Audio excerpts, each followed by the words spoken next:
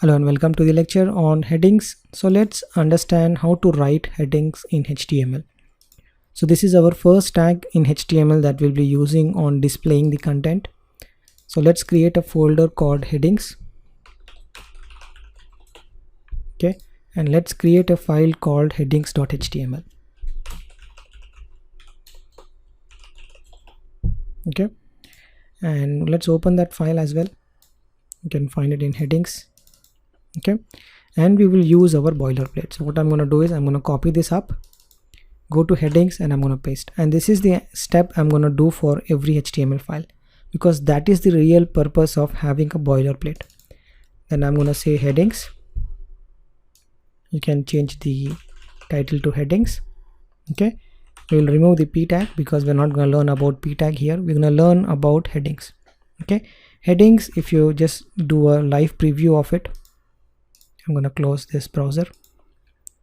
If you look at the live preview of h1 tag that we have been seeing so far, you observe the font. The first thing that you observe is the font and the size of your wordings. Okay, size of that font. That is the two things that you have to observe. And anything that you write after the h1 tag, you see how it goes to a new line. Okay, there are 6 heading tags, h1 to h6. 2, 3, 4, 5 and 6. Similarly, we'll change this also. Right, so we have 6 headings. Let's say heading 1, 2, 3, 4, 5 and 6. Okay, and you have to observe the font size.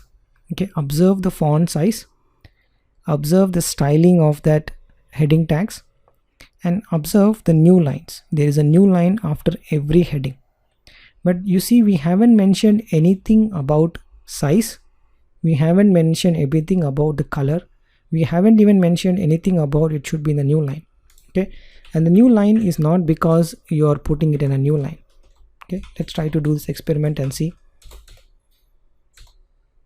All right, let's remove all the new lines. Okay, even though you remove, the new line still appears. That's basically Google browser has its own style sheet, has its own specification of how to display the HTML tags. If you want to change those specification, then you basically write something called as CSS, which you will learn in the next section, to change the behavior of how the HTML tag should be displayed on the browser. But for now, you have to observe how the heading happens. Couple of things: when you write headings, you should understand that heading will insert a new line, and headings are of different size and shape. Okay, and why we write headings? Okay, what is the purpose of writing headings? Typically in a page you only have 1 or 2 headings. Typically you have one heading, and then you have 2 or 3 subheadings, that is basically heading 2. And depending on your blog, if you have more headings, you can go ahead and write heading 2s. And heading 3 is basically the subtitle of this heading. Okay, typically 4 and 5, you know hardly you will go to that level where you have the heading, subtitle, subtitle, and then you want to emphasize something. You don't really write it as a heading. So think of heading as a table of content. Right, when you write a table of content, till what level you want to go? You have your parent heading, then you have subtitle, and then whatever the subtitle inside that title. Okay, so that's basically the purpose of heading tags, and it's recommended that you have one heading tag and couple of heading 2 tags, and then you can also choose to have heading 3 and 4.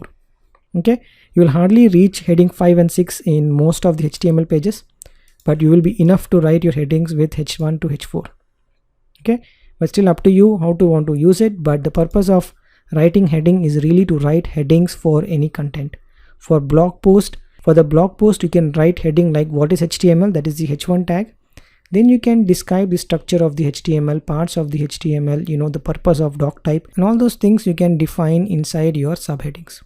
Okay, so that's how you play around with headings. Headings are really writing headings for a specific topic. Okay, so remember there are 6 headings, h1 to h6. Depending on h1 is the biggest, h6 is the smallest. Okay, so that's all about headings, and I'll see you in the next one.